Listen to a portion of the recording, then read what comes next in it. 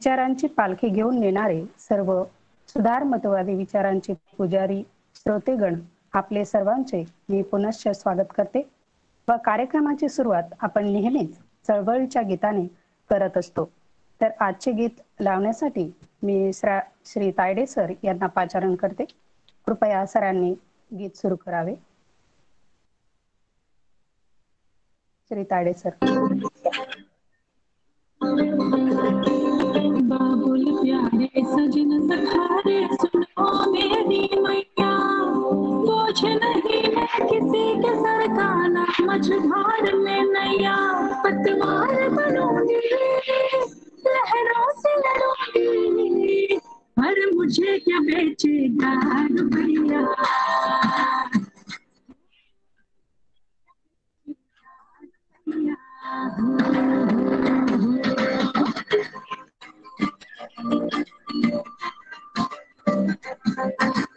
कल बाबा की उंगली को थामी चलूंगी, कल बाबा की वाटी भी बन जाऊंगी, अम्मा तेरे घरों देखी चिड़िया हूँ मैं, दाना लेकर ही वापस घर आऊंगी, जिसकी फितरत में है रत समाई है,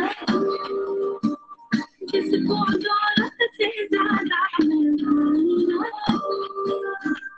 कैसे साजन के मुझको ज़रूरत नहीं, ना कहने का सुन लो मुहूर्त चलूंगी इस नफ्स मिलूंगी, हर मुझे क्या बेचेगा रुपया, हर मुझे क्या बेचेगा रुपया।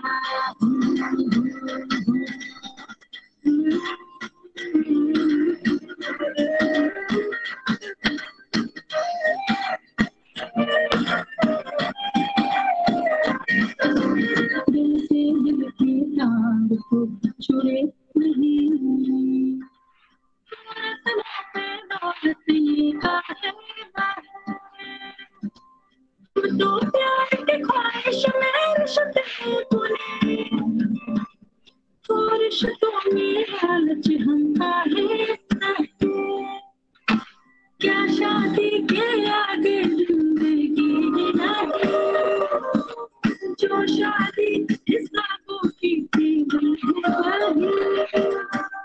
ऐसी शादी की मुझको जरूरत नहीं, ना कहने का सुन लो मुहूर्त नहीं, सुबह से खड़ूंगी रतिया से खड़ूंगी, पर मुझे क्या बेचेगा रुपया, हो पर मुझे क्या बेचेगा रुपया।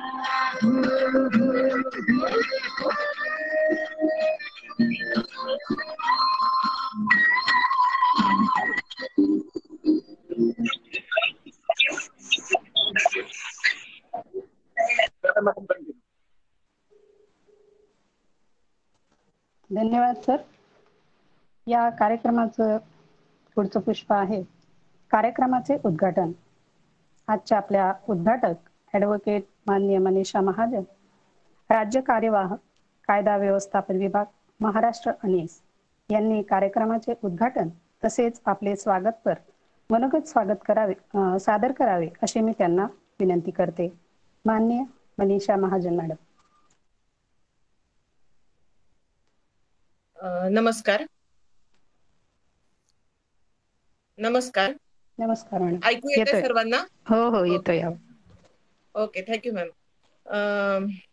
महाराष्ट्र अंधश्रद्धा निर्मूलन समिती नेहमीच वेगवेगळ्या पद्धतीने समाजाचं प्रबोधन करत असते आणि या प्रबोधनाचा जो काम आहे, या कामामध्ये आता लॉकडाऊनच्या काळामध्ये म्हणजे जवळजवळ वर्षभर वेगवेगळ्या कार्यक्रमाच्या माध्यमातून आपण लोकांपर्यंत पोहोचण्याचा प्रयत्न करतोय. तसेच आता जे 5 दिवसाचा आपण हा कार्यक्रम घेतलेला आहे, तर या कार्यक्रमाच्या माध्यमातून आपण स्त्रियांचे प्रश्न, स्त्रियांच्या बाबतीत घडणारे काही लैंगिक अत्याचार असतील किंवा त्यांच्यावरती होणारे काही अन्याय असेल, शोषण असेल त्यांचं, तर त्याविषयी आपण बोलतोय. आणि लॉकडाऊनच्या माध्यमातून, म्हणजे लॉकडाऊन हा जो शब्द आहे, या शब्दाचा आपण चांगला उपयोग करून लोकांपर्यंत पोहोचण्याचा प्रयत्न करतोय. की आपण जर पाहिलं पूर्ण भारतामध्ये असेल किंवा पूर्ण जगभरातून असेल, महिलांचे जे प्रश्न आहेत किंवा महिलांच्या शोषणाचे प्रश्न आहेत हे खूप गंभीर आहेत.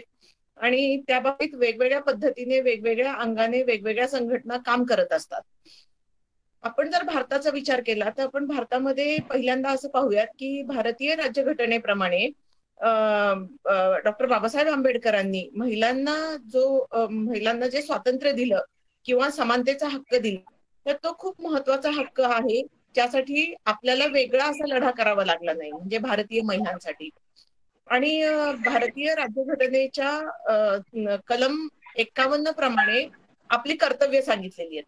आता ही कर्तव्य जी आहेत भारतीय नागरिकाची कर्तव्य आहेत. एक भारतीय नागरिक म्हणून आपलं कर्तव्य काय असावं, तर त्याच्यामधलं जे कर्तव्य आहे त्या कर्तव्यामध्ये पहिला मी शॉर्टमध्ये अगदी बोलणार आहे, कारण माझ्यानंतर वक्ते बोलणार आहेत आणि दर्शना मॅडम इथं आलेल्या आहेत, उपस्थित आहेत आणि त्या आपल्याशी संवाद साधणारच आहेत.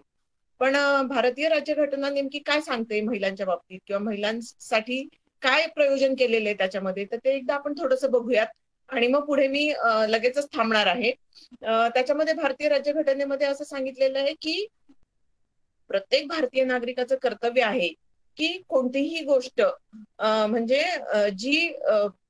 जी महिलांच्या सन्मानासाठी किंवा आत्मसन्मानाच्या विरोधात असेल, जी अशी कृती असेल किंवा जे एखादं सामाजिक बंधन असेल किंवा एखादी रूढी असेल, एखादी परंपरा असेल, तर या सगळ्या परंपरा सोडण्याच्या बाबतीत सांगितलेलं आहे की अशी कोणतीही रूढी, परंपरा किंवा एखादी चाल जी महिलांचा आत्मसन्मान आणि त्यांचा जगण्याचा हक्क जो आहे त्याच्या विरोधात असेल, तर त्या समाजाने त्या गोष्टी सोडवून तिचा आत्मसन्मान कसा राखला जाईल, तिच्याशी कशा पद्धतीने चांगलं वागता येईल याबद्दलचा विचार करावा, असं कर्तव्य सांगितलेलं आहे भारतीय राज्यघटनेने. तर ह्या कर्तव्याचं पालन करताना आपण दिसतोय का? कारण वेगवेगळ्या पद्धतीचे अन्याय, अत्याचार आपण घडताना रोजच बघतोय, रोजच ऐकतोय. त्याच्यामुळे या गोष्टींचा आणि या कर्तव्याचा प्रत्येक भारतीय नागरिकांनी विचार केला पाहिजे.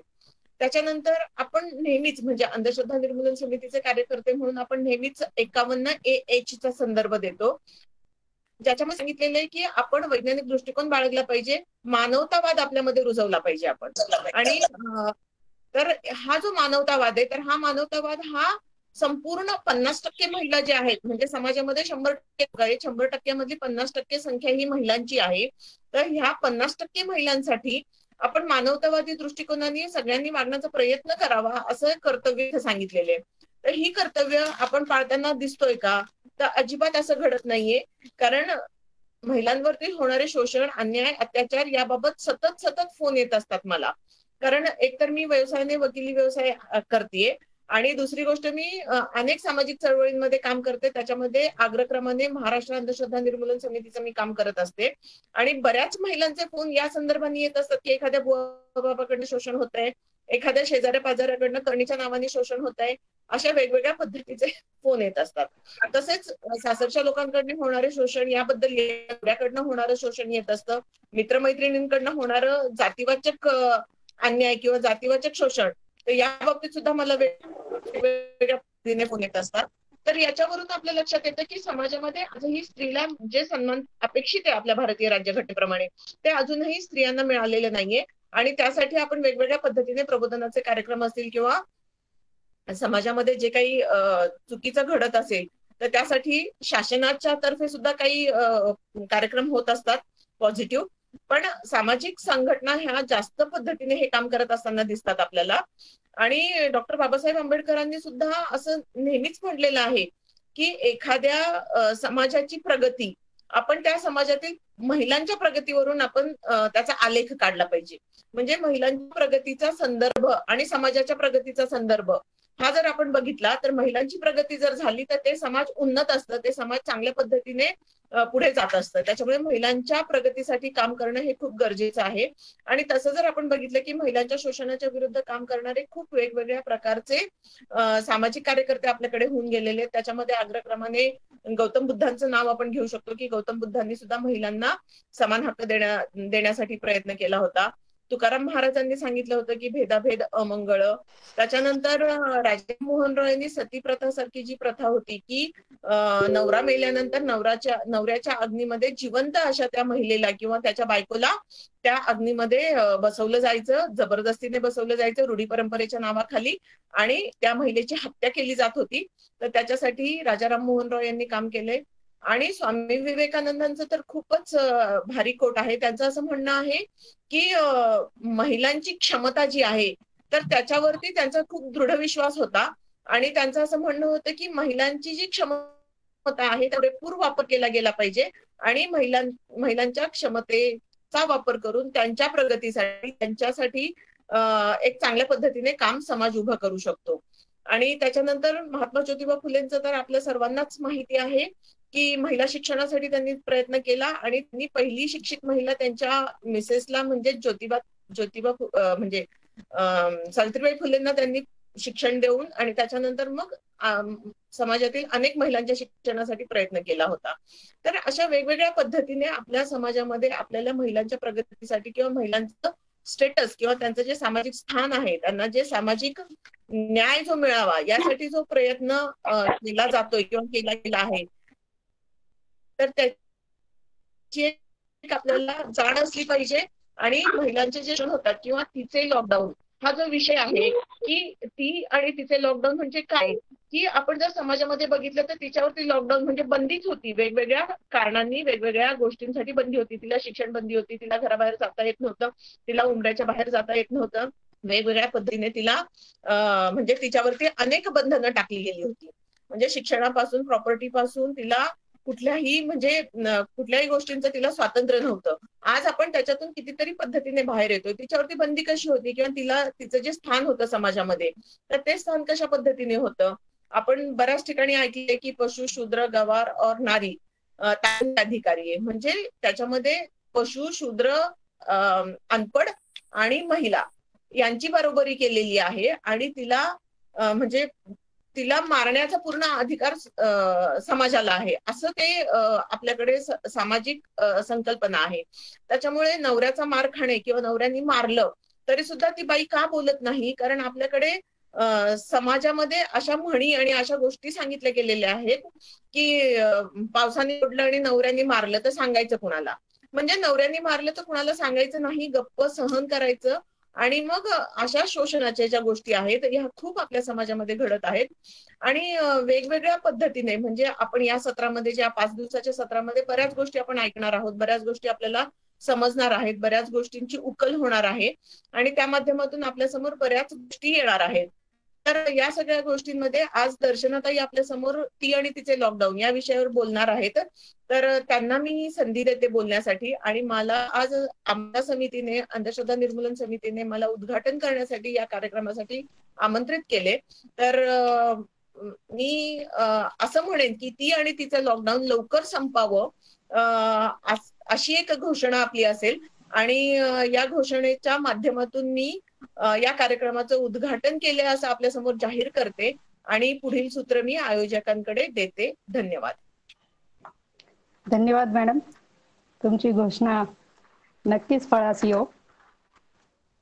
आजच्या कार्यक्रमाच्या व्याख्याता दर्शना सरला अरुण, साने गुरुजी कर्मभूमी स्मारक अंमळनेर ह्या आपल्याला लाभलेल्या आहेत.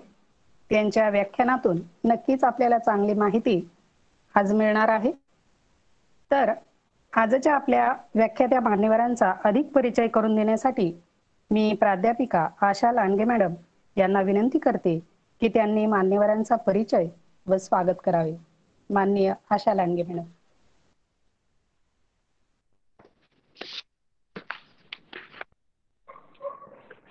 स्वाती जिंदाबाद. आजच्या व्याख्यात्यांचं आपल्या सर्वांकडनं मी स्वागत करते. लांडगे मॅडम मोबाईल आडवा करा. अधिक वेळ न घेता त्यांना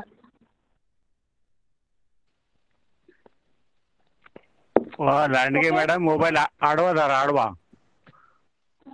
हा उलटा धरा, आता सरळ धरा. धरला नाही दिसत तुम्हाला. क्लिअर बघा ना तुमच्याकडे. हा आता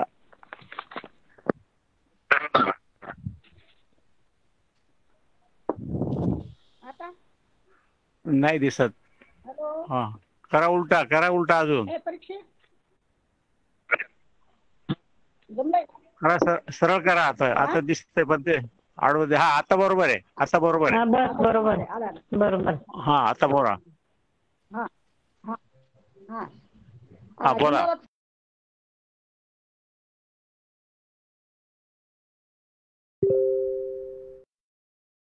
माझ्या डोक्यात होत्या त्या पद्धतीच्या पाहुण्या आहेत. एक पाहुण्याविषयी एक मत असतो म्हणतो की ज्या तळागाळातून आलेल्या असतात त्या लोकांविषयी, ते कार्यकर्ते असो कोणी असो, त्यांच्याविषयी एक माझ्या मनामध्ये कायमच पहिल्यापासून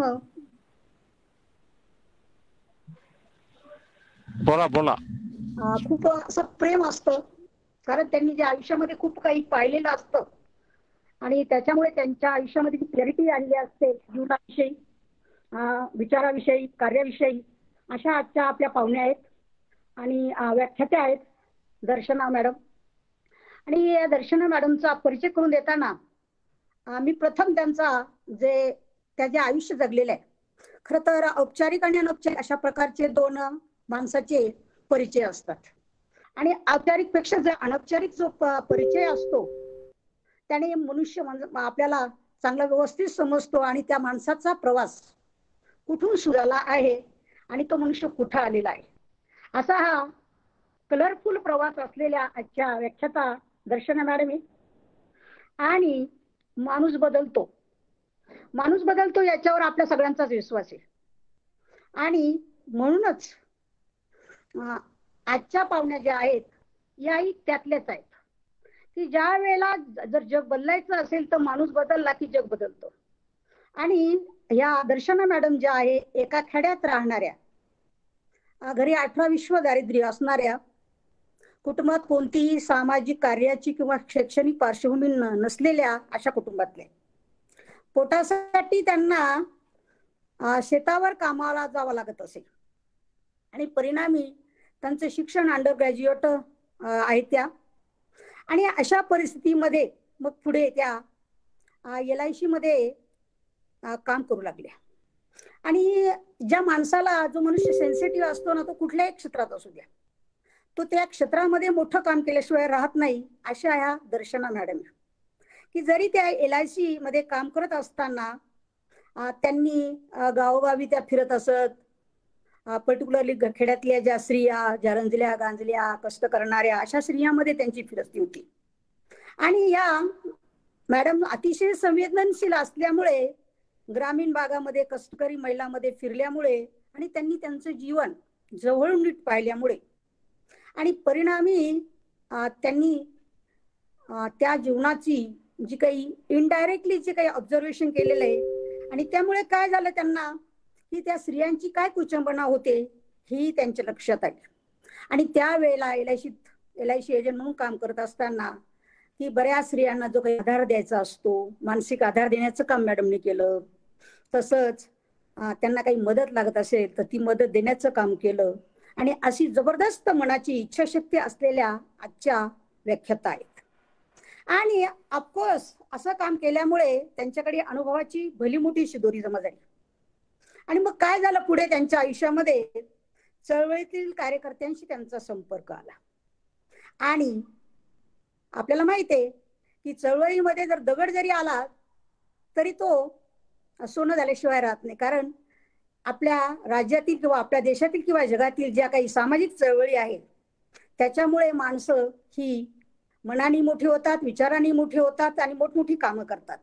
असंच या मॅडमचं आयुष्याला टर्निंग पॉइंट देण्याचं काम त्या चळवळीतील कार्यकर्त्यांशी त्यांची भेट झाली आणि मग त्यांना त्यांच्या आयुष्याची दिशा गवसली.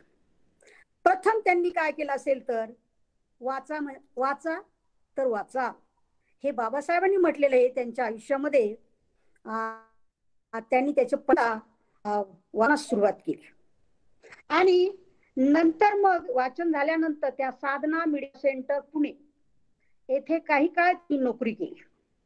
आणि नंतर आपल्या सगळ्यांचं, बऱ्याच लोकांचं जे मूळ आहेत राष्ट्र सेवा दल, आणि मग या राष्ट्र सेवा दलात आपलं महाराष्ट्र अंधश्रद्धा निर्मूलन समितीमध्ये पूर्ण वेळ काम करायला लागल्या त्या. परत महिलांच्या प्रश्नावरही त्यांनी कामास सुरुवात केली आणि अतिशय महत्वाचं काम चाळीसगाव येथे त्यांनी मानसिक आधार केंद्र हा जो प्रकल्प आहे तो पूर्ण ताकदीने चालवला. नाहीतर आणि नुसता चालवला नाही तर त्याच्यासाठी जी यंग ब्रिगेडियरची जी काही टीम असावी लागते ती टीमही त्यांनी तयार केली. आणि नंतर अंमळनेर येथे आपल्याला माहिती आहे सर्वांना अंमळनेर हे सानेगुरुजींची कर्मभूमी आहे. आणि या कर्मभूमीमध्ये जे काही स्मारकाचं काम चालू आहे याच्यामध्ये त्या आता सध्या पूर्ण वेळ काम करत आहेत. त्याचबरोबर त्या नुसतं एवढं काम करून थांबलेला नाहीये. त्या लिंगभाव समानता, नंतर बदलत्या वयातील जाण व भान, जिजाऊ ते श्यामची आई आणि इतरही जे महापुरुषांनी ज्या स्त्रियांकडे कोणत्या नजरेतनं बघितलं अशा वेगवेगळ्या विषयावर त्या प्रशिक्षण देण्याचं काम करतात. आणि या विषयावर त्यांनी अनेक पुस्तिकाही लिहिलेल्या आहेत.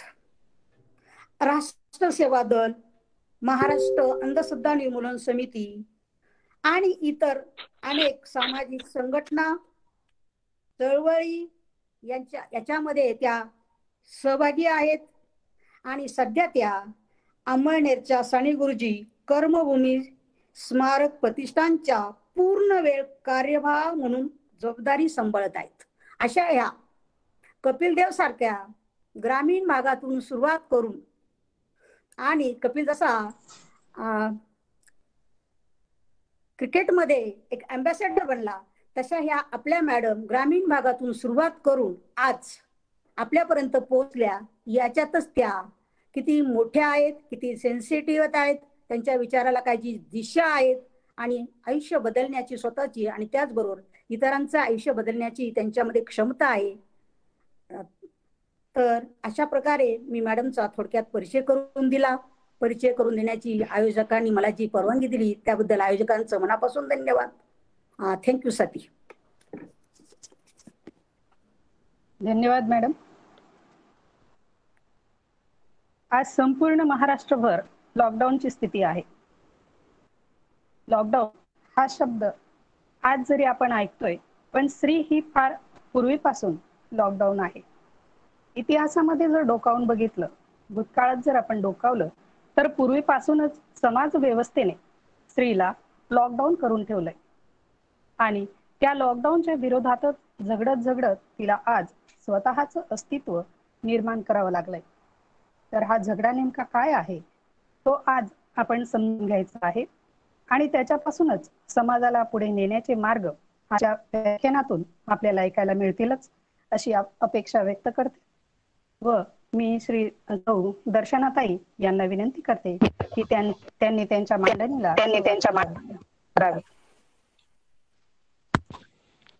दर्शनाताई.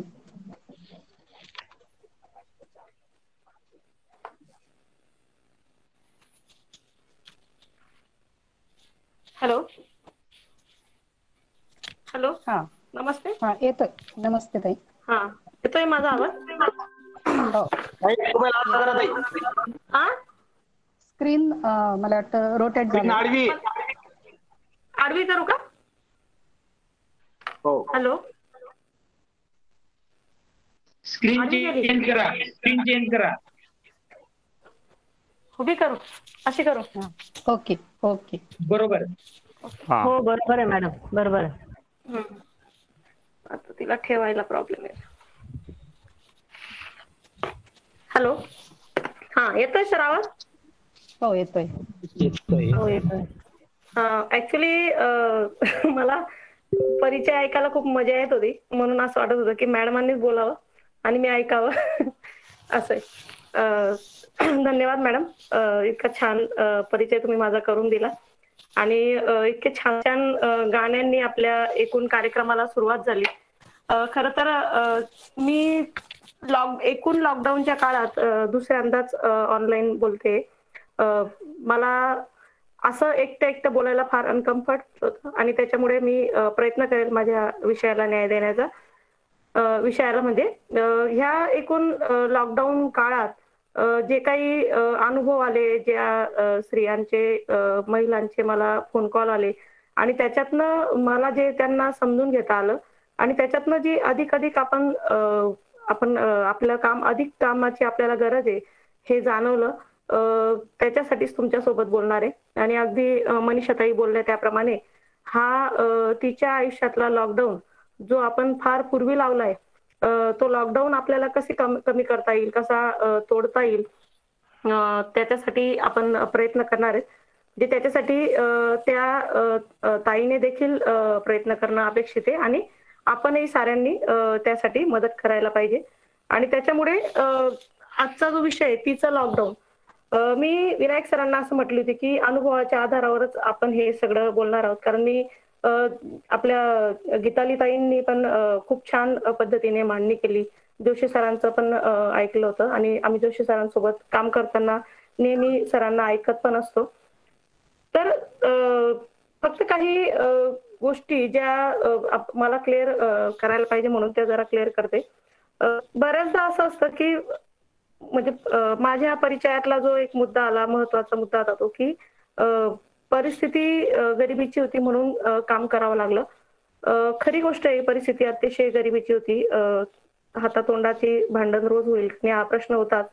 पण मात्र महत्वाचा मुद्दा असा आहे की जो मी चळवळीत आल्यानंतर शिकली किंवा आमचे जे गुरुवर म्हणजे ज्यांच्यामुळे मी चळवळीत आली, भाई असतील परेश भाई वगैरे, तर मी ते सांगू इच्छिते की मला काम करताना म्हणजे मी काम ही साने गुरुजींना वाचल्यानंतर मला असं स्वतःला वाटलं की काम करणं ही आपली मूलभूत गरज आहे आणि त्याच्यामुळे काम हे आपण केलं पाहिजे.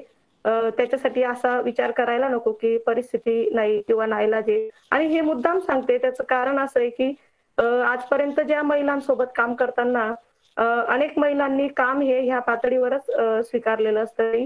नवऱ्याची अडचण आहे, नवरा रुकितो किंवा तो काम करत नाही किंवा तो घरी कमवून आणत नाही आणि त्याच्यामुळे मला काम करावं लागतं किंवा आमची परिस्थिती गरिबीची म्हणून काम करावं लागतं. तर काम हे नाईलाजाने नाही झालं पाहिजे. तर काम ही माणसाची मूलभूत गरज आहे. आपण भाकरी खातो तर आपण समाजासाठी काही ना काही काम केलं पाहिजे. श्रमाची कामं पण आपण केली पाहिजेत आणि त्याच्यामुळे ही एक जाणीव मला ह्या चळवळीतनं झाली. आणि चळवळीतनं अजून एक दुसरी जाणीव जी मी अतिशय म्हणजे झाली मला ती की आपल्या वाटेला आलेली जी काही वेदना असते त्याचं भावन न करता हे आपण ती वेदना इतरांच्या वाटेला येणार नाही याच्यासाठी पक्का झाले पाहिजे. याच्यासाठी आपण प्रयत्न केले पाहिजेत आणि याच्यासाठी आपण आपली तयारी केली पाहिजे. हा एक महत्वाचा मुद्दा आहे. आणि तिसरा एक महत्वाचा मुद्दा, मी ज्या वेळेला चळवळीत कामाला आली एकूण स्वतःच्या आयुष्यात वेगवेगळ्या पद्धतीने ज्या सफर झालेले आहेत त्यांनी काम करणं ह्या विषयावर प्रश्नावर हा एक भाग असतो. पण स्वतःच्या आयुष्यात बऱ्यापैकी म्हणजे सगळं आयुष्य अतिशय उत्तम आणि चांगल्या पद्धतीने चाललं असताना देखील लोकांच्या समस्या समजून घेत त्याच्याविषयी काम करावं असं वाटतं. हे अधिक जास्त ग्रेट वाटतं त्या सगळ्यांचं. आणि त्यामुळे हे तिघी मुद्दे जर आधी सांगूया, या मुद्द्यांवर बोलत राहते नेहमी. आणि त्याच्यामुळे कारण हे सांगणं गरजेचं होतं, कारण लाचारी, सहानुभूती, विचारी हे शब्द बाईच्या अवतीभोवती फारच गुंफलेले आहेत आणि ते शब्द आता स्त्रियांनी स्वतः आणि आपणही नाकारायला पाहिजे. बाकी आपण आपल्या विषयाकडे जाऊया. विनायक सर, मी खरं तुमचं नाव घेऊन बोलत राहील कारण मी तुम्हाला आधी बोलली होती की मला जरा एकटं बोलण्याचा प्रॉब्लेम येतो. मनीषाताईंशी दुपारी बोलणं झालं होतं माझं. मला ह्या लॉकडाऊनच्या काळामध्ये अनेक स्त्रियांचे फोन आले, त्यात बऱ्याच वेगवेगळे फोन कॉल आले. त्याआधी लॉकडाऊन हा शब्द आपल्या आयुष्यात नेमका केव्हा आला, त्याची सुरुवात केव्हा झाली, त्याबद्दल गीताली ताई आपल्याशी अतिशय चांगल्या पद्धतीने बोलल्या आहेत. लॉकडाऊनच्या संदर्भातलं म्हणजे तुम्हाला सांगते, मी ग्रामीण भागात मोठी झाली आहे. त्या ताईंनी सांगितल्याप्रमाणे माझं गाव खेड्यागावात आली आहे. तर मी त्यावेळेला म्हणजे माझ्या आजीने मला एक गोष्ट असं सांगितली होती की आमच्या काळात अगदी दुपारच्या वेळेस संडास लागली म्हणजे जी नॅचरल गरज आहे शौचाला जायचं असलं तरी सुद्धा दिवसा जाता यायचं नाही आणि मग रात्र झाल्यानंतरच शौचाला जाता यायचं. इतकं भयानक लॉकडाऊन पूर्वीच्या काळात स्त्रियांच्या आयुष्यावर आपण लादलेलं होतं. म्हणजे तिने काहीतरी बेंबीला थुंक लावणं आणि मग दिवसभर कंट्रोल करणं किंवा कमी खाणं आणि त्याच्यानंतर मग रात्री किंवा पहाटेच तिने शौचाला जाणं अशा पद्धतीचं लॉकडाऊन तिच्या आयुष्यात होतं. मनीषाताईंनी सांगितल्याप्रमाणे आपल्या आयुष्यातले लॉकडाऊन कमी करण्यासाठी अनेक महापुरुषांनी प्रयत्न केले. त्यात बऱ्याच जणांची नावं आहेत आणि अगदी जिजाऊ म्हणजे जिजाऊ, अहिल्याई, सावित्रीमाई यांनी स्वतःच्या आयुष्यातलं लॉकडाऊन उठवलं आणि इतरांही महिलांच्या आयुष्यातलं लॉकडाऊन दूर केलं. हेही आपल्याला चांगल्या पद्धतीने सर्वांना माहिती आहे. त्याच्यामुळे लॉकडाऊन हा शब्द बाईच्या आयुष्यात खूप जुना आहे म्हणजे खूप जोडला गेला आहे तो शब्द. फक्त मात्र काय झालं की ह्या एकूण लॉकडाऊनच्या काळात म्हणजे मी बऱ्याच जणांना प्रश्न विचारलात. आमच्या इथं मी ज्या वेळेला अंमळनेरला होती त्यावेळेला जे बाहेर थोडंफार ओट्यावर कट्ट्यांवर बसलेले मंडळी असायचे, मुलं असायचे जे थोडे परिचित असतात, त्यांना विचारायची की काय पोरांनो तुम्हाला काय झालं, बाहेर पोलीस आहेत तरी पण बाहेर का जातायत? तर ते नेहमी असं सांगायचे की बाहेर जातोय त्याचं कारण असं आहे की घरात बोर होतंय. म्हणजे मी अनेकांना हा प्रश्न विचारला की लॉकडाऊन लागायला 1च महिना झाला, त्यातही तुम्ही अगदी ओट्यावर, अंगणात, बाहेर गप्पा मारायला येतात, तुमच्या मनाप्रमाणे सगळं घरात घडतंय, एखादा चक्कर पोलिसांना चुकून गाडीवर चक्कर मारून येतात, बाहेर अंगणात खाट पाडून बसतात, ओट्यावर बसतात, गाव कट्ट्यावर बसतात, ह्या सगळ्या ठिकाणी जाऊन सुद्धा तुम्हाला बोर होतंय असं तुमचं मत जर असेल तर त्यावेळेला तुम्ही जिच्या आयुष्यात हे लॉकडाऊन जन्मापासूनच लावलंय तिच्याबद्दल आपण काही विचार करणार की नाही? आणि हा प्रश्न अधिकाधिक माझ्या मनात येत गेला. त्यातल्या त्यात त्या फोनने जास्तच मला अस्वस्थ केलं. मला एका ताईचा फोन आला होता विनायक सर आणि त्या ताईने मला असं सांगितलं की मला हॅलो मी दिवसभर म्हणजे लॉकडाऊन लागल्यापासून मी दिवसभर स्वयंपाकघरात असते, सर्वांच्या फरमाईश पूर्ण करते, कोणाला काय पाहिजे कोणाला काय पाहिजे ते सगळं पूर्ण करते आणि मला त्याच्या पलीकडे बाहेर जायला भेटत नाही. एका ताईचा मला असा फोन आला होता की ताई माझं लग्न झालंय, 3 वर्ष झाले लग्नाला, मला ग्रामीण भागात दिलेलं आहे. खरं तर मला खेड्यागावात लग्न करून जायचं नव्हतं पण पर्याय नव्हता. बऱ्याच शोधाशोध नंतर मी एका ग्रामीण भागात लग्न करून गेली. आता 3 वर्ष झाले. सुरुवातीचे 2 वर्ष माझी बरी गेली कारण त्याचं कारण असं होतं की त्यावेळेला नोकरीच्या निमित्ताने किंवा बाहेर बसण्याच्या निमित्ताने माझी सासू, सासरे, नवरा हे बाहेर पडायचे आणि मला कमीत कमी ते बाहेर गेल्यानंतर का असेना स्वयंपाक घरापासून तर पुढच्या हॉल पर्यंत जाऊन बसायला भेटत होतं. आज माझ्या नशिबी तेही नाही. ते घरात असल्यामुळे मला बाहेरच स्वयंपाक घरातच बसावं लागतं. प्रचंड गरम होतं, उन्हाळा आहे, गरम होतं म्हणून आमच्या कुटुंबातले कोणी जे म्हणजे माझा जो नवरा आहे तो बरमोडा घातलेला असतो. माझे सासरे तर अजून वेगळ्या याच्यात म्हणजे मस्तपैकी बनियन कोपरी वगैरे काढून असे असतात. पण मला मात्र पदर हा कंपल्सरी आहे. मी तो पदर घेते. त्या पदराखालच्या घामोळ्या मला प्रचंड वेदनादायक आहेत, टुसतात. तर हे ती माझ्याजवळ बोलत होती. तुम्हाला सांगते मी ह्या सगळ्या स्त्रियांचं फक्त ऐकत होते कारण त्यावेळेला त्यांना व्यक्त व्हायला जागा पाहिजे होती. मी त्यांचं समुपदेशनही फार केलं नाही कारण त्यावेळेला मी त्यांना असं म्हणत होते की जेव्हा जेव्हा तुम्हाला असं वाटलं की माझ्याशी बोलायचंय त्या वेळेला तुम्ही माझ्याशी फोन करून बोला आणि अगदी तुम्हाला असं वाटलं की ह्याच वेळेला तुम्हाला बोलायला वेळ मिळतो तेव्हाही तुम्ही मला फोन करू शकता. काहींचे मला जे कॉल आले ते गुपचूप कॉल आलेत. ते असं म्हटलं की पूर्वी लॉकडाऊनच्या आधी मी कमीत कमी दिवसातनं एकदा फोनवर बोलू शकत होते आईशी, पण आता मी सगळ्यांसमोर मी बोलूही शकत नाही, मी गप्पाही मारू शकत नाही. असेही काही जणांचे फोन आले आणि हे मला खूपच भयानक वाटलं. म्हणजे मी असा विचार करत होते की मला जर असं वाटत असेल की मला ह्या लॉकडाऊनमुळे अस्वस्थ होतंय, घरात कोंडल्यासारखं होतंय, घरात बोर होतंय, त्याच वेळेला माझ्या कुटुंबात राहणारी जी स्त्री आहे तिचा मी व्यक्ती म्हणून असा विचार का करत नाही? तिचा मी माणूस म्हणून विचार का करत नाही? मी तिला जिवंत जीव समजत नाही का?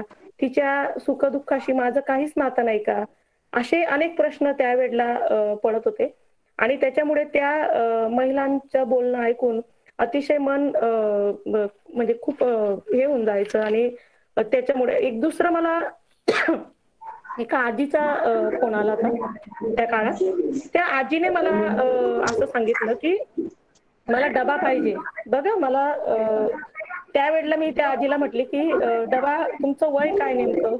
मला म्हटलं की तुम्ही साने गुरुजी स्मारकाच्या काम करतात आणि मला डबा पाहिजे, तर मला डबा कोणी देईल का? त्यावेळेला मी त्या आजीला म्हटली की तुम्हाला डबा कशासाठी हवाय? तर आजी असं म्हटली की मला माझं आता वय झालंय, माझी सून म्हणजे माझी सून जी आहे ती माहेरी आहे, ती इथं राहत नाही गेल्या 20 वर्षापासून आणि माझा नवरा पण म्हणजे माझा नवरा आणि मी आमचं आता वय झालंय, माझा मुलगा आहे आणि आता आमच्याकडे कामाला येणारी जी ताई आहे ती ताई आता येत नाहीये आणि ती येत नसल्यामुळे मला प्रचंड अडचणी येत आहेत, तर मला डबा कोणी देईल का? मी आजीला असा प्रश्न विचारला की आजी काय झालं, सून काय येत नाही? तर म्हटले काय नाही, मुलाचे थोडे सांगितलं की मुलगा दारू पित होता, आधी थोडा त्रास देत होता आणि त्याच्यामुळे सून आली नाही, ती चालली गेली. आम्ही तिला भरपूर सांगितलं की तू थांब इथं, पण ती थांबली नाही वगैरे असं आजीने मला सांगितलं. मग आजीला विचारलं की याचं मुलाचं वय किती? आजीने मला असं सांगितलं की मुलाचं वय साधारण 45 ते 47च्या घरात. मी त्या आजीला असं म्हटलंय की आजी तुझ्या मुलाला कम्प्युटर येतं का चालवायला? तर आजी म्हटली येत. म्हटलं तिला गाडी येते का चालवायला? म्हणे येत. मग म्हटलं गाडी आणि कम्प्युटर तो पोटातनं आल्यानंतर चालवत होता का लगेच? म्हणे नाही. मग म्हटलं तू जर त्याला भाकरी करायला शिकवलं असतं तर आज तुला डबा लावायला वेळ आली नसती. तू त्याला भाकरी करायला शिकवायला पाहिजे. म्हणजे हे तिला काय सांगितलं आजीला, कारण आजी माझ्याजवळ सुनेबद्दलच्या तक्रारी करत होती की ती चालली गेली आणि म्हणून आमचे हाल होत आहेत. प्रश्न हा नव्हता की ती चालली गेली, मी आजीला म्हटलं की ती गेली म्हणून तुमचे हाल होत आहेत, हा प्रश्न नाहीये. मुद्दा असा आहे की खरं तर ही तुझी सेवा करणं, तुझी काळजी घेणं, तुमचं बघणं, ही सगळी जबाबदारी आपल्या मुलाची असते. आपली सून त्याला सपोर्टिव्ह रोल मध्ये राहू शकते, पण आम्ही मात्र ही जबाबदारी सुनेचीच आहे असं नैसर्गिकरित्या स्वीकारतो आणि आपण 100% आपल्या मुलाच्या जबाबदाऱ्या ह्या नाकारतो. म्हणजे बऱ्याचदा मी तर असा अनुभव घेतलाय की पाण्याचा ग्लासही न देणारे मुलं त्याच्याबद्दल आपण कधीही तक्रार करणार नाही, कधी ताट न करणारे मुलं त्याच्याबद्दल आपण कधीही तक्रार करणार नाही. पण एखाद्या वेळेस काहीतरी ताणामुळे सुनेने 2दा हाक मारल्यानंतर आवाज दिला नाही तर तिसऱ्यांदा मात्र तिची लगेच तक्रार करतो. बघा प्रचंड गोंधळ आहे. आपण आपल्या मुलाला जन्म देतो, आपण त्याला मोठं करतो, आपण त्याची शिसू धुतो, आपण त्याच्यासाठी रात्रीचं जागरण करतो, त्याचं शिक्षण करतो, त्याच्यासाठी आपण संपत्ती सोडून जातो आणि हे सगळं केल्यानंतरही आपल्या त्याच्याकडूनच्या अपेक्षा ह्या शून्यावर असतात. पण मात्र आपण जिला सून म्हणून घरात आणतो तिच्यावर सर्व प्रकारचे लॉकडाऊन लावून देखील ती काही का असेना, ज्या काही प्रमाणात का असेना ती करत असते, पण मात्र तिच्याबद्दलच्या आपण लगेच तक्रारी करतो. आणि अशा पद्धतीने आजी ज्या वेळेला तक्रार करत होती, पण तुम्हाला आनंदाची गोष्ट सांगते, मी आजीला असं म्हटली की तुम्ही ठरवलं तर आता तर सध्या तुम्हाला कोरोना काळात कोणी डबा देईल का मला माहित नाही, पण तुम्ही ठरवलं तर तुमचा मुलगा अगदी 8 दिवसात भाकरी शिकू शकतो. तुम्ही त्याला जे तेव्हा केलं नाही ते आता बसून करा आणि आता असं सांगा की आता ही गरज आहे, कारण आता तुला उपाशी राहावं लागेल. आणि मजा आली. आजीने खरंच मला एक साधारण 10 दिवसानंतर भाकरीचा फोटो काढून पाठवला आणि सांगितलं की तो करायला शिकला. नंतर ती ताई आली काम करणारी, त्या ताईने नंतर केलं असेल वगैरे. पण आपण दोष देताना सरळ सरळ सर्व दोष स्त्रियांवर देऊन मोकळे होतो. हा एक मला कॉल होता. मी जे तुम्हाला म्हटली त्याप्रमाणे आता आमचं गाव जे म्हणजे प्रत्येक गाव पातळीवर आमच्या आता हागणदारी मुक्तीचं बरंच काम झालं आणि मी माझ्या भाषणात नेहमी बोलताना असं म्हटले की गव्हर्नमेंटचा रूल नंतर आला हागणदारी मुक्तीचा, पण सुनांना बाहेर जाऊन गप्पा मारण्याचं एकमेव ठिकाण होतं ते देखील त्यावेळेला ते बंद करण्यात आलं. माझ्या सुनेने बाहेर जाऊन गप्पा मारू नये, तिने इतर मैत्रिणींशी बोलू नये, ह्या मानसिकतेने देखील संडास बांधले गेले. ही देखील अवस्था आपल्याकडची आहे. म्हणजे तेवढी संधी देखील तिला भेटू नये असंही झालं. एका ताईचा मला फोन आला. ती ताई मला असं म्हटली, मला बोलायचंय तुझ्याशी. म्हटलं काय झालं, बोला ताई. तर म्हटलं मॅडम आम्ही दिवसभर मी कुठंच जात नाही, मला प्रचंड ताण असतो, माझे 2 मुलं आहेत, कोरोनाच्या भीतीपोटी मी खूप हे करतो, खूप काळजी घेते. पण मात्र रोज रात्री दारू पिऊन 12 वाजता घरी येणारा माझा नवरा कोरोना घेऊन येईल का काय, ह्या भीतीने मी रोज जगते. ह्या भीतीत मी रोज जगते आणि ह्या भीतीत मी रोज मरते. मी त्याला त्यावेळेला रात्री 12 वाजेला तू दारू पिऊन आलाय, तू आता हातपाय धु, हात सॅनिटाईज कर असं सांगू शकत नाही. असं सांगितलं तर तो मला मारेल. आणि त्याच्यामुळे मी ह्या भीतीत रोज आहे की रोज कोणता दिवस असा आहे की तो बाहेरून माझा नवरा दारूच्या अड्ड्यावरून गोंधळ घालत माझ्यापर्यंत कोरोना आणेल आणि माझी मुलं आणि आम्ही कोरोना पॉझिटिव्ह येऊ किंवा आमचा शेवटचा श्वास असेल असं म्हणून ती बाई रडायला लागली. आणि मला खूपच असं गहीवरून आलं तिच्याशी बोलताना.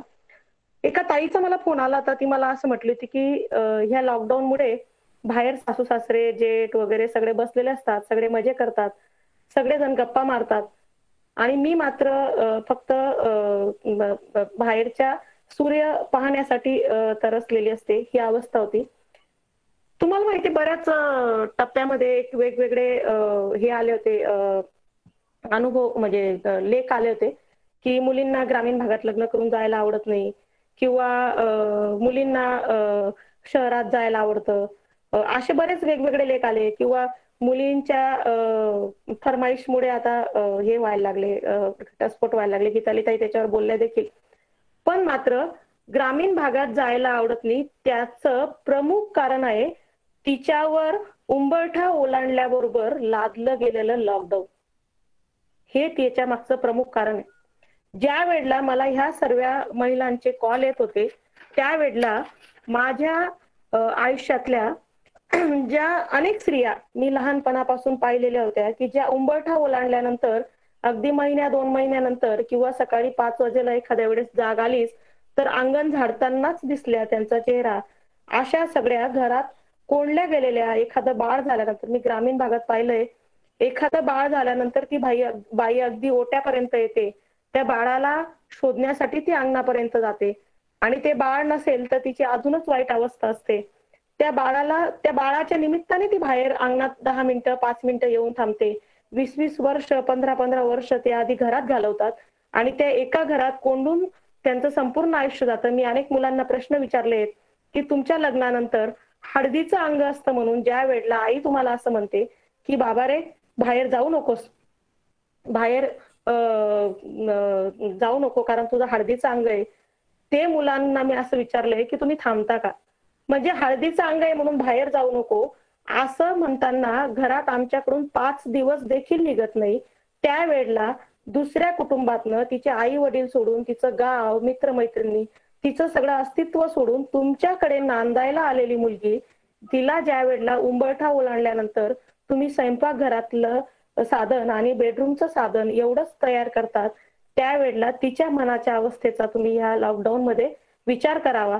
या लॉकडाऊनच्या मनस्थितीत तुम्ही त्याचा विचार करावा. अनेकांचे मी मेसेज बघितलेत की गहू एकत्र करा, तांदूळ एकत्र करा, ते दाणे मोजा, कंगव्यामध्ये किती दात आहेत ते मोजा. काही गरज नाही असं मोजायची. तुम्ही भरपूर घरात ती कामं कशाला करता? घरात ज्या महिला कामं करतायत ती कामं समजून घ्या ना, ती कामं समजून घ्या, त्या कामांच्या मागची त्यांचे श्रम समजून घ्या, कष्ट समजून घ्या. मला नाही वाटत तुम्ही त्या कामाच्या मागचे श्रम समजून घेतल्यानंतर तिच्या जेवणाला नावं ठेवाल किंवा तिच्या केलेल्या कामाला नावं ठेवाल, तिला समजून घ्याल. मला असं वाटतं की तासभर अतिशय उकळत असताना स्वयंपाकघरात जर तुम्ही घालवला तर तुम्ही हाय तशी भाजी खालनं नावं ठेवता. खरं आम्ही हे साने गुरुजींकडून शिकलोय की जे आहे जसं आहे तसं आपल्यासाठी जे प्रेमाने बनवलंय घरातल्या कुटुंबातले. साने गुरुजींनी महिलांसाठी कुठलंही आंदोलन वगैरे नाही केलं, पण मात्र त्यांनी महिला करत असलेल्या कामाला प्रतिष्ठा प्राप्त करून दिली. ती सगळी कामं करून बघितली, ती सगळी कामं पुरुषांना करायला सांगितली. ती ताट उचलून ठेवणारे, ताटातलं उष्ट काढून ठेवणारे, ते भांडे घासणारे, ते ताट घासण्यापेक्षा ते ताट एका पुरुषाने घासलं, त्या कामाची जी प्रतिष्ठा आहे, ते कामाचं जे मूल्य आहे, त्या कामाचं जे अवमूल्यन केलं जातं, त्याच्या मागची जी भूमिका होती गुरुजींची ती अधिक महत्वाची होती आणि त्याच्यामुळे तो पण आपण विचार करायला पाहिजे. आणि त्याच्यामुळे मुलींना जे ग्रामीण भागात लग्न करून जायला आवडत नाही त्याचं प्रमुख कारण तिथं आहे. मी अनेक असे ग्रामीण भागातले लोक बघितले की ते नवीन सून आल्यानंतर याची सून पदर घेते का त्याची सून पदर घेते, म्हणजे अगदी काही मुलं पण कमी वयाची मुलं पण याच्यावर चर्चा करतात. म्हणजे मला हसायला येतं की अर्धी चड्डी रुमाल घालून किंवा निकर बनियनवर भर चौकात उभे राहणारे ज्या वेळेला स्त्रियांच्या पदरविषयी प्रतिष्ठेविषयी बोलतात त्यावेळेला हसावं करडावं हा प्रश्न पडतो. म्हणजे तुला अंगभर कपडे घाल तू आधी बाबा आणि नंतर मग तिच्याबद्दल बोल, असंही मला सांगावं असं वाटतं. तर त्याच्यामुळे आपण स्त्रियांच्या आयुष्यात तिच्या जन्मापासूनचा जो लॉकडाऊन अगदी जन्मापासूनचा लागलेला आहे. एका महिलेचा मला फोन आला तर नेक्स्ट ती मला असं म्हटली की ताई माहेरी जायचंय पण मला माहेरी जाता येत नाही. मागच्या वर्षीची गोष्ट आहे मे महिन्यातली. अक्षय तृतीयेला माहेरी मला जायचंय, कुठला सण मला जायला भेटलेला नसतो पण वर्षातून एकदा जायला भेटतं. नेमकं मार्च मध्ये लॉकडाऊन लागलं. मी तिला असं म्हटलं की कशासाठी जायचंय माहेरी, तर ती असं गमतीने मला म्हटली की तिथलं लॉकडाऊन जरा शिथिल असतं. तिथंही लॉकडाऊन असतं बरं का, याचा अर्थ असा आहे तिथंही लॉकडाऊन असतं पण इथं स्वयंपाक घरात बसायला मिळतं तर तिथं कमीत कमी अंगणात खाट टाकून बसायला मिळतं, ओट्यावर बसायला मिळतं, म्हणजे त्यांचं किंवा शेजारच्या बाईकडे जाऊन गप्पा मारायला मिळतं. एवढं तिचं लॉकडाऊन कमी झालेलं असतं आणि त्याच्यामुळे तिथंही लॉकडाऊन असतं. म्हणजे अगदी जन्मापासून काही आपण मुलीचा लगेच आनंदाने व्यक्ती म्हणून स्वीकार आम्ही सगळेजण म्हणजे अंधश्रद्धा निर्मूलन समिती, राष्ट्रीय सेवा दल, साने गुरुजी स्मारक, महिलांच्या विषयावर काम करणाऱ्या चळवळी, संस्था, संघटना सगळेजण असं म्हणत असतो की मुलीचा व्यक्ती म्हणूनचा स्वीकार करा. व्यक्ती म्हणूनचा स्वीकार म्हणजे काय हे आपण जरा समजून घेतलं पाहिजे. तुम्ही तंटामुक्त गावं बघितली असतील. मी आता जरा त्या विषयावर वाचते त्याच्यामुळे मला मजा आली. मी बरेच गावं असे बघितले की ते तंटामुक्त आणि हिंसामुक्त गावं असे म्हणून ती जाहीर झालेली आणि त्यांना बक्षीसही मिळाली. त्या गावातले जे काही लोक होते 2-4 जे माझ्या परिचयातले होते त्यांना मी फोन करून असं विचारलं की तुमच्या गावात तंटामुक्त गाव म्हणजे काय, तर 2 पुरुषांची भांडण न होणं म्हणजे तंटामुक्त गाव किंवा जमीन याच्यावरून वादावादी न होणं म्हणजे हिंसामुक्त गाव. त्यांना असं म्हटलं की 4 घरं ओलांडली का आजही तुमच्या गावात एखादी महिला मार खाते त्या गावाला तुम्ही हिंसामुक्त तंटामुक्त गाव म्हणाल का, तर तो नवरा बायकोचा प्रश्न आहे. आता मनीषाताई म्हटलं ना नवऱ्याने मारलं आणि पावसाने झोडपलं तर तक्रार कोणाकडे करायची. त्याच्यामुळे ते नवरा बायकोचा प्रश्न आहे असं म्हणून त्या प्रश्नाकडे अक्षरशः दुर्लक्ष केलं जातं आणि ते शासनाने पण केलं. म्हणजे त्या गावांना सरळ बक्षीस जाहीर केलं की हे तंटामुक्त गाव आहे. त्या गावात अजिबात तपास केला नाही की त्या गावातल्या महिलेवर हिंसा होत असेल, तिला जर मारझोड होत असेल, तिचं शोषण होत असेल तर त्याला हिंसामुक्त आणि तंटामुक्त गाव म्हणता येणार नाही. हे खरं आपण शासनाला सांगितलं पाहिजे. पण मात्र हे असं घडतं आणि हे बक्षीसही मिळतात. माझं म्हणायचं मला एवढंच सांगायचं तुम्हाला की याचा अर्थ असा आहे की आम्ही गाव विकास असो, देशाचा विकास असो किंवा कुठलाही असो त्या ठिकाणी आम्ही विचार करताना पुरुषांचाच 0.5% जो आपल्या देशाची लोकसंख्या त्यांचा विचार करू. म्हणजे एका गावात जर 5,000 महिला आणि 5,000 पुरुष असतील तर त्या 5,000 पुरुषांचा विचार करून त्या गाव विकासाचा आराखडा तयार केला जातो. त्यात त्या 5,000 महिलांचा विचार केला जात नाही आणि म्हणून हा इथं प्रश्न आहे. आणि असे बरेच फोन मला येतात असं आहे. त्याच्यामुळे ह्या सगळ्या फोनचा मी बरेच मी ते सगळे कॉल आता इथं काही कॉल तर तुम्हाला सांगू शकत नाही. असेही कॉल मला आले की त्याच्यातनं बऱ्याच स्त्रियांनी वेगवेगळ्या गोष्टी मला सांगितल्या. अनेकांना विविध प्रॉब्लेम आले म्हणजे गर्भपाताचे ह्या वेळेला प्रश्न निर्माण झाले. काही महिलांचं प्रचंड सेक्शुअल म्हणजे आपल्याकडे बलात्कार हा बाहेरच्या पुरुषाने केला तरच त्याला बलात्कार म्हटला जातो. पण कुटुंबात जसं तिच्या नवऱ्याने जर तिच्या शरीरावर जबरदस्ती केली असेल तर खरं तोही बलात्कार असतो. तो तिच्या मनाच्या विरुद्ध झालेला असतो पण त्याला आपल्याकडे बलात्कार म्हटलं जात नाही. कारण आपल्याकडे त्याला ते ठीक आहे ना म्हणजे नवरा आहे त्याने तेवढंच का सेक्स आणि बाईची गरज तरी काय सेक्स अँड रिप्रोडक्शन. त्याच्यामुळे त्याला अगदी सरसकटपणे गृहीत धरलं जातं. आणि आपल्याकडे बलात्काराचं तर आता मी मागे ऐकलं होतं याला कोर्टात विधान पण ऐकलं होतं की ज्याने बलात्कार केला त्याच्यासोबत लग्न करा. म्हणजे मला असं वाटतं की राणी मुखर्जीचा तो राजा की आएगी बारात हा पिक्चरही बऱ्याच लोकांना खूप आवडला होता आणि अगदी मूर्खासारखं म्हणजे काय तो पिक्चर मध्ये आवडण्यासारखं काय हेच उमजत नाही.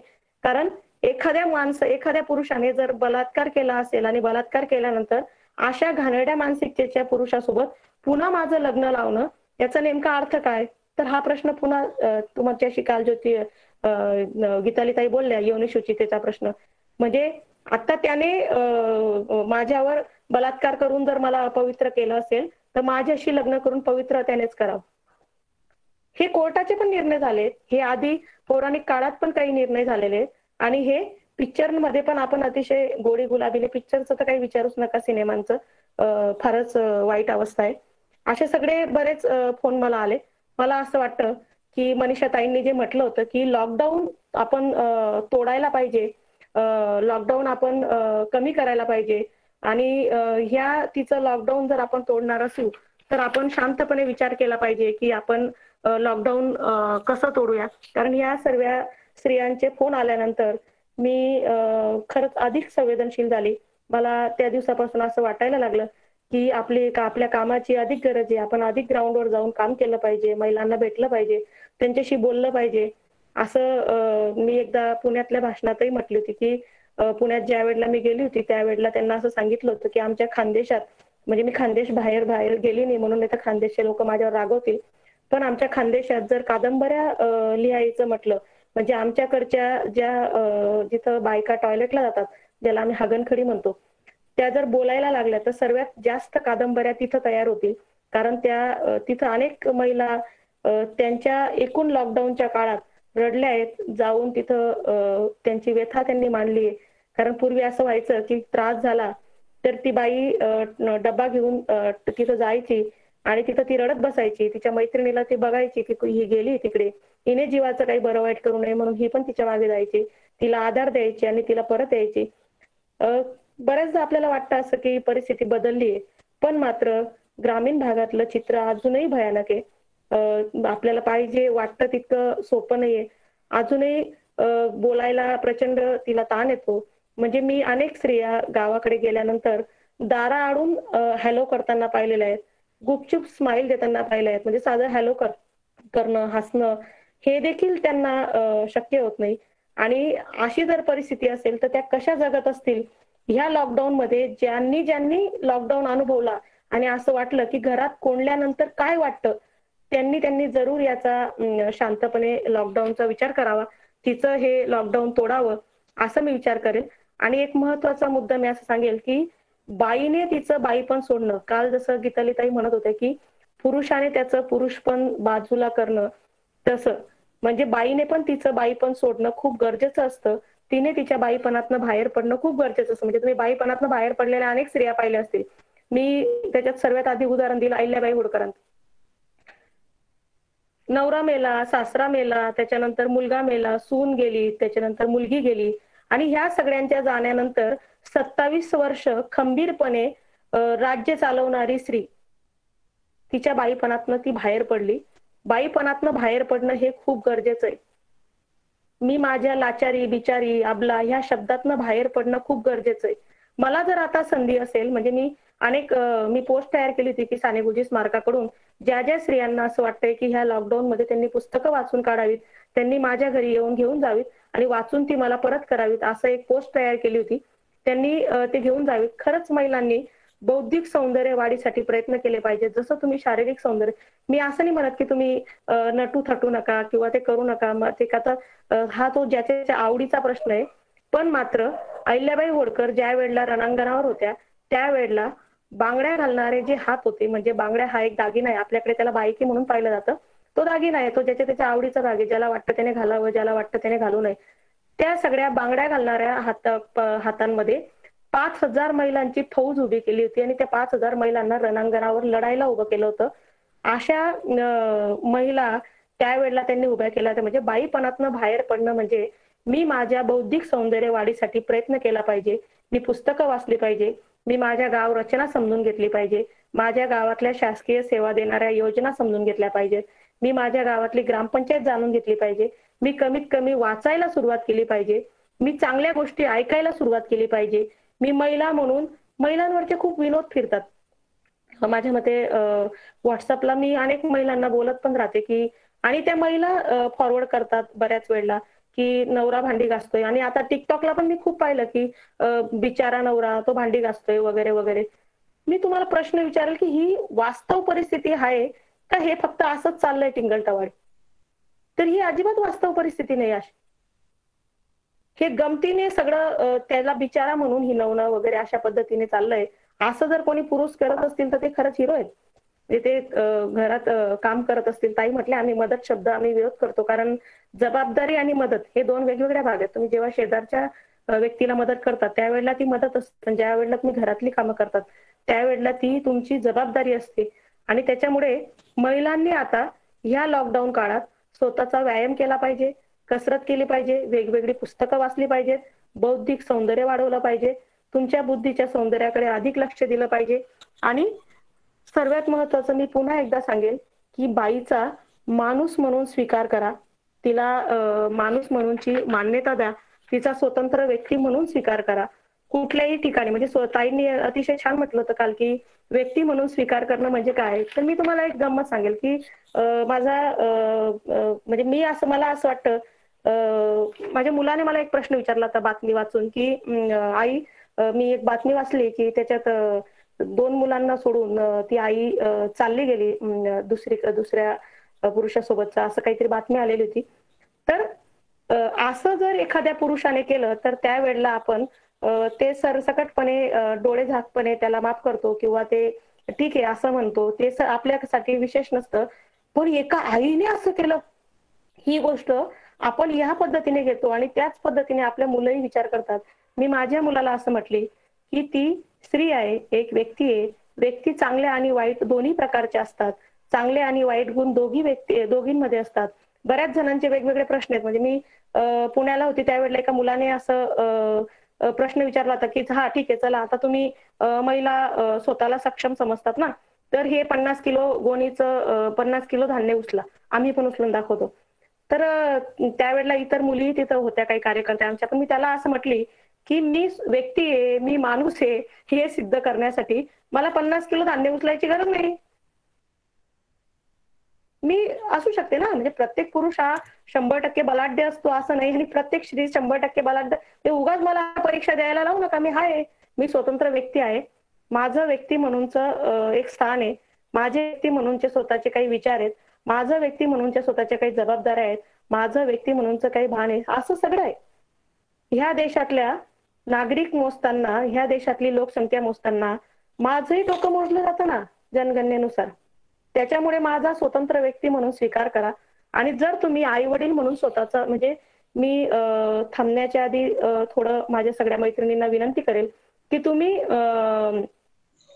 मुलींना म्हणजे स्वतःच्या थोडं ह्या लॉकडाऊनचा जरा फायदा घ्या. म्हणजे मी तो घेतला. ह्या लॉकडाऊन काळात माझा जो मुलगा आहे तो इतरांच्या आयुष्यात अशा पद्धतीचं लॉकडाऊन लावणार नाही अशा पद्धतीने घडवण्याचा मी त्याला प्रयत्न करत होते. माझ्या मते तुम्हाला चांगली संधी आहे. त्याला ती श्रमप्रतिष्ठा, त्याच्याकडून फ्रीज स्वच्छ करून घेणं, आंघोळ केल्यानंतर रुमाल लगेच त्याला सुकवायला टाकायला लावणं, त्याला कपडे रचायला लावणं, आंघोळीला जाताना कपडे घेऊन जायला सांगणं, टॉयलेट बाथरूम स्वच्छ करायला लावणं, किंवा जेवायला बसताना ताटं मांडणी करणं. आता पापड चालू आहेत ग्रामीण भागात. मी थोडं काही फिरत होते आमच्या स्मारकाच्या कामानिमित्ताने, तर एक मुलगी मला पापड टाकताना दिसली आणि तिच्याच बरोबर तिच्याच वयाचे मुलं बाजूला खेळत होते. तिथल्या आज्यांना असं म्हटले की ही एकटी पापड खाते का? तर आजी म्हटल्या नाही. म्हटलं मग हे मुलं पण पापड खाताना? म्हटलं हो. म्हटलं मग यांनाही पापड टाकायला शिकवा. तर असंही काही म्हणजे त्यांनाही पापड टाकायला सांगा, तेही पापड टाकायचं शिकतील. तर तुमच्याकडे तुमच्या हातात काय आहे? तुम्ही आज लगेच क्रांती नाही होणार, पण हळूहळू हे बदल करा. तुमच्या हातात आहे तुमच्या मुलांनाही शिकवण देणं, तुमच्या मुलामध्ये एक चांगला माणूस तयार करणं. तुम्ही जर श्यामची आई वाचली असेल तर साने गुरुजींना जे घडले ते त्यांच्या आईने घडलं. खरं तर आपण श्यामची आई ही मोठ्यांच्या हातात देऊन मोकळे होतो, लहान मुलांच्या हातात देऊन मोकळे होतो. आणि मी नेहमी असं म्हणते किंवा आमचे सगळे सहकारी असं म्हणत राहतात की श्यामची आई ही लहानांना समजणारं पुस्तकच नाहीये. लहान श्यामची आई वाचून फक्त रडायला येऊ शकतं, कारण आईबद्दलच्या एक भावना असतात माणसाच्या मनात. पण मात्र त्या श्यामची आई हे मोठ्यांनीच वाचायचं एक पुस्तक आहे. मोठ्यांनीच ते पुस्तक वाचलं पाहिजे. त्यांनीच ते पुस्तक समजून घेतलं पाहिजे, कारण श्यामच्या आईमध्ये दिलेल्या सगळ्या गोष्टी आईने श्याम घडवला, श्यामने आईला नाही घडवलं. श्यामने आई फक्त लिहून काढली, पण आईने श्याम घडवलाय. त्याच्यामुळे असा श्याम, इतका संवेदनशील श्याम, इतका प्रेमळ श्याम, असा व्यक्ती, असा माणूस माझ्याही घरात मला घडवता येईल का? माझ्याही घरात मला असा पुरुष घडवता येईल का, की जो माणूस म्हणून त्याचं आयुष्य जगेल?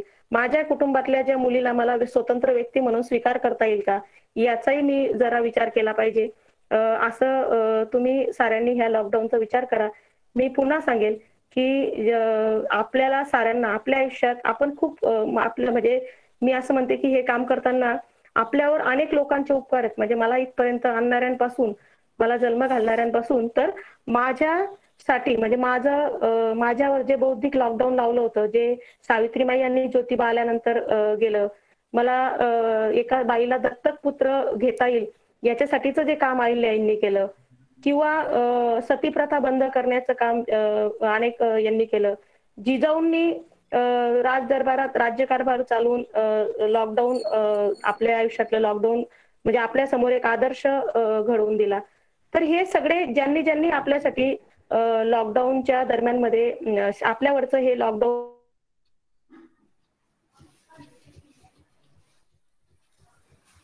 तर आपण साऱ्यांनी आपल्या आयुष्यातल्या ह्या लॉकडाऊनच्या संदर्भातला विचार करावा. आता मला असं वाटतं की त्यांना जे जमलं त्यांनी ते सगळं आपल्यासाठी केलं. आता पुढचा टप्पा आपल्याला साऱ्यांना गाठायचा आहे. माझ्या मते मला 197 लोक समोर दिसत आहेत.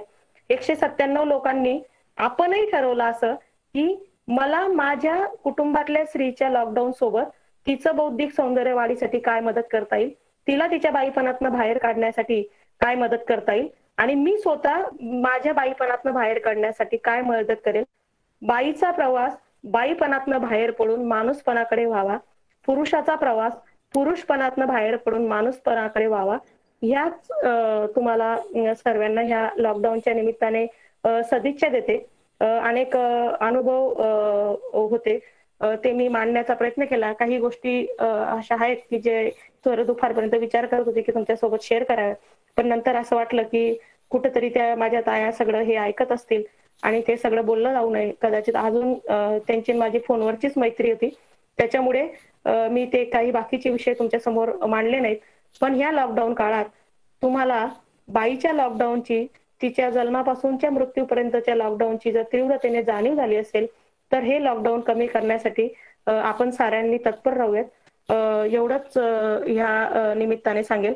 मला महाराष्ट्र अंधश्रद्धा निर्मूलन समिती, विनायक सर आणि साऱ्यांनी म्हणजे अगदी साऱ्यांनी मला बोलायची संधी दिली. तुम्ही साऱ्यांनी ऐकून घेतलं. काही चुकलं असेल तर ते माझं समजा, आणि जे काही चांगलं असेल ते घेऊन आपण पुढे जाऊयात, असं सगळं तुम्हाला सांगेल. बाकी बरंच मला असं वाटतं की वेळ पण झालेला आहे. आपण साऱ्यांनी ह्या लॉकडाऊन संदर्भात गांभीर्याने विचार करूयात.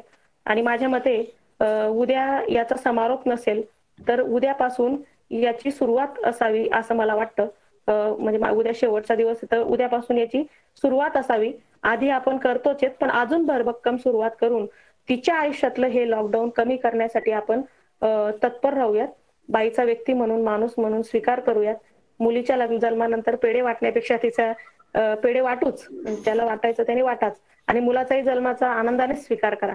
आणि मुलापेक्षा मुलगी श्रेष्ठ असंही म्हणू नका, आणि मुलीपेक्षा मुलगा श्रेष्ठ असंही म्हणू नका. दोन्हीही व्यक्ती आहेत, दोन्हींचा व्यक्ती म्हणून स्वीकार करा. कोणीही श्रेष्ठ नाही आणि कोणीही कनिष्ठ नाही. अजिबात तिला लगेच म्हणजे श्रेष्ठ म्हणून परत तिचं गौरवीकरण करण्याची पण आपल्याला गरज नाही, असं माझं मत आहे.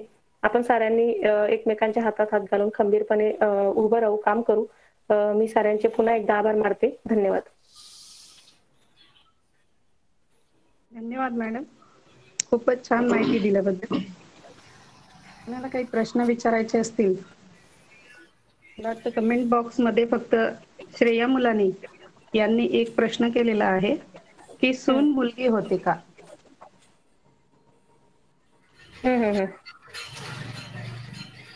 काय प्रश्न, काय? सून मुलगी होते का. हा हा हा, मग भारी प्रश्न आहे. खर तर सून मुलगी होते का म्हणजे मुलगीचा जो एकूण जीवन प्रवास जो गीताली ताई काल बोलल्या होत्या की तिचा जीवन प्रवास जर बघितला तर तिच्यावर ऑलरेडी ते लहानपणापासून तसे संस्कारच झाले असतात का, झालेले असतात. म्हणजे खरं तर प्रश्न असा पाहिजे होता की जावई मुलाची भूमिका योग्य पार पाडतो का, कारण मी असे म्हणजे जावयाने जर सासू सासऱ्यांचं केलं तर त्याला लगेच बायल्या किंवा घर जावई किंवा काय सासू सासऱ्यांचं करतो वगैरे असं म्हणून त्याला हिणवलं जातं. पण मात्र सून मुलगी होण्याचा प्रयत्न, हे बघा मी तुम्हाला आधी म्हटले की बाई तुम्ही जर तिचा व्यक्ती म्हणून स्वीकार करत असाल तर तिच्यामधले चांगले आणि वाईट गुण, काही स्त्रियांचे चांगले आणि वाईट अनुभव प्रत्येकाला असतील. त्यात म्हणजे असं नाही की अगदी 100% स्त्रिया अतिशय गुणवान आहेत असं आम्ही कधीही म्हणत नाही. त्याच्यामुळे आम्ही व्यक्ती म्हणून स्वीकार करतो तर आम्ही चांगले वाईट दोष गुणांचा स्वीकार करतो. पण ती मुलगी होण्याचा प्रयत्न करते, आपणही तसा विचार करायला पाहिजे. म्हणजे मी तुम्हाला जे म्हटले ना की तिच्या आयुष्यातल्या ह्या लॉकडाऊनचा जर आपण विचार केला, म्हणजे लग्नानंतर उंबरठा ओलांडल्यापासून तिच्या सोबत जे वर्तन केलं जातं, म्हणजे बघा ना तिला छोट्या छोट्या गोष्टी आपल्या आता बदल झालेत असं तुम्ही म्हणाल, पण कुठं बदल झालेत. म्हणजे माझ्या नवऱ्याला जर आवडत असेल तर मला पंजाबी ड्रेस घालायला भेटेल, माझ्या नवऱ्याला आवडत असेल तर मी गाऊन घालू शकेल, माझ्या नवऱ्याला आवडत असेल तर मी गाडी चालवेल, माझ्या नवऱ्याला आवडत असेल तर मी बाहेर जाऊन नोकरी करेल. म्हणजे माझं सगळंच तुमच्या निर्णयावर डिपेंड जर असेल तर अशा वेळेला प्रश्न आहे तर तुम्ही जर तिचा व्यक्ती म्हणून स्वीकार केला तर ती नक्कीच मुलगी होईल, 100% मुलगी होईल ती, असं मला खात्री आहे. आणि त्यातही जर असं वाटलं की एखादी ताई नाहीच होऊ शकली तर मी तुम्हाला आधी म्हटले की चांगले वाईट दोघी प्रकारचे हे असतात. पण मात्र तुम्हाला या निमित्ताने एक गोष्ट नक्की सांगेल की मी म्हणजे मुद्दाम सांगते, जरा माझ्या मुलाचा उल्लेख करते इथं. मी माझ्या मुलाला नेहमी असं सांगते की बाबा रे मी तुझी आई आहे, मी म्हातारी झाल्यानंतर माझं आजारपणात किंवा माझं करणं ही तुझी जबाबदारी आहे. माझी सून त्याला पुरवणी म्हणून राहील, म्हणजे तुझ्या हातच्याला राहील. पण आणि तिच्या आई वडिलांचं करणं ही तिची जबाबदारी आहे. तिची सून ही तिच्या म्हणजे तिचं सॉरी तू तिच्या हातच्याला राहशील. तर दोघांनी एकमेकांच्या आई वडिलांचा आदर केला, दोघांनी एकमेकांच्या नात्यागोत्याचा रिस्पेक्ट केला, दोघांनी एकमेकांच्या नात्यावर प्रेम केलं तर त्यांचं नातं नक्कीच सक्षम आणि भक्कम असेल. पण आपण एकाच बाजूने सगळी रट ओढत जातो, असं होत आलेलं आहे आतापर्यंत, आणि त्याच्यामुळे बरेच प्रश्न निर्माण होतात. त्याच्यामुळे याच्यावर आपण चौफेर विचार करावा. बरोबर, रिप्लाय पण बरोबर आलेला आहे मॅडम त्याला, की जर सासू आई झाली तर सून नक्कीच मुलगी होणार आहे. अगदी बरोबर. नाही पण परत मॅडम बरं का, म्हणजे मी फक्त थोडं घेते की अजिबात फक्त सासूवर जबाबदारी टाकून चालणार नाही.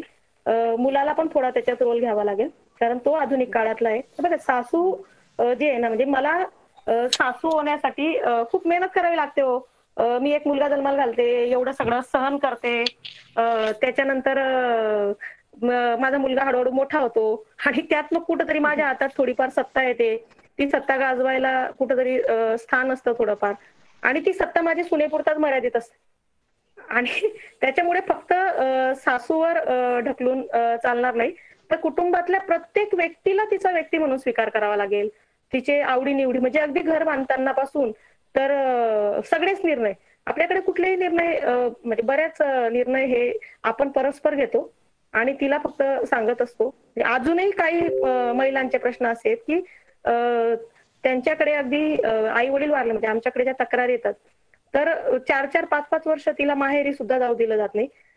मग मी प्रश्न विचारते की ज्या वेळेला तुम्ही वेगळं निघतात, म्हणजे एखादा मुलगा वेगळा निघतो त्याच्या आई वडिलांपासून, त्यावेळेला सारा समाज इमोशनल होतो आणि तो असं म्हणतो की अरे आई वडिलांपासून लांब गेलं वगैरे असं तसं.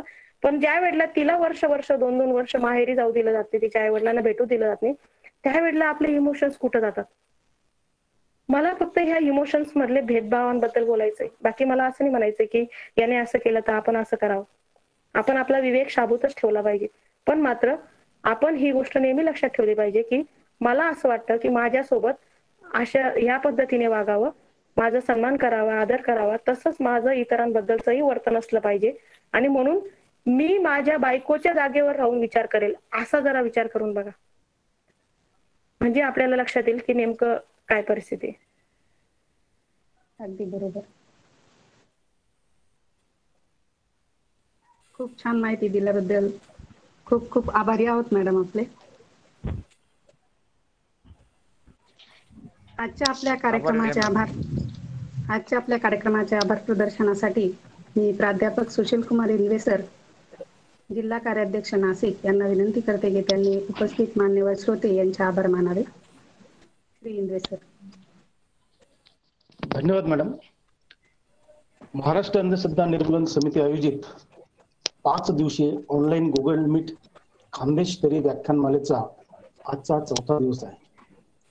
आज लॉकडाऊन आणि स्त्रीजीवन या मुख्य विषयाच्या वेबिनार मालिकेत तिचं लॉकडाऊन या विषयावर आजच्या वक्त्या दर्शना सरला अरुण, साने गुरुजी कर्मभूमी स्मारक अमळनेर, जिल्हा जळगाव यांनी आजचा विषय आपल्या समोर मांडलेला आहे. आणि अगदी त्यांनी व्यक्ती म्हणून महिलेचा स्वीकार केला पाहिजे आणि व्यक्ती म्हणून तिच्याकडे बघितलं पाहिजे, हा जो एक अतिशय मोलाचा संदेश दिलेला आहे तो खूप विचार करण्यासारखा आहे. आपल्या सर्वांना आजचे व्याख्यान खूपच आवडलेलं आहे. दर्शना मॅडम यांनी आपल्या समोर हा विषय ठेवलेला आहे आणि मांडलेला आहे. तर आपल्या सगळ्यांच्या वतीने आणि महाराष्ट्र अंधश्रद्धा निर्मूलन समितीच्या वतीने मी त्यांचे आभार मानतो. आजच्या व्याख्यानासाठी उद्घाटकी मनोगत ज्यांनी मांडले त्या advocate Manisha Jagtap madam, Mahajan madam, Pune, कायदा व्यवस्थापन विभाग, महाराष्ट्र अंधश्रद्धा निर्मूलन समिती, राज्य सहकार्यवाह यांचे मी आभार मानतो. ही 5 दिवसीय व्याख्यानमाला जी आहे ती आयोजित करावी यासाठी ज्यांनी कल्पना मांडली ते महाराष्ट्र अंधश्रद्धा निर्मूलन समितीचे राज्य प्रधान सचिव नंदकिशोर तळाशीलकर सर, राज्य सरचिटणीस विनायक सावळे सर व राज्य सरचिटणीस डॉक्टर ठकसेन गोराणे सर यांचे मी आभार मानतो. त्याचप्रमाणे या व्याख्यानमालेसाठी दररोज ज्यांनी अतिशय उत्कृष्टपणे तांत्रिक बाजू सांभाळली ते नंदुरबार जिल्ह्याचे प्रधान सचिव कीर्तिवर्धन तायडे सर यांचे मी आभार मानतो. आजच्या व्याख्यानासाठी ज्यांनी सूत्रसंचालनाची जबाबदारी अतिशय चांगल्या पद्धतीने पार पाडली त्या प्रमिला चव्हाण मॅडम, नाशिक शहर महाराष्ट्र अंधश्रद्धा निर्मूलन समिती यांचे आभार मानतो. त्याचबरोबर वक्त्यांचा परिचय करून दिल्या त्या प्राध्यापक आशा लांडगे मॅडम यांचे आभार मानतो.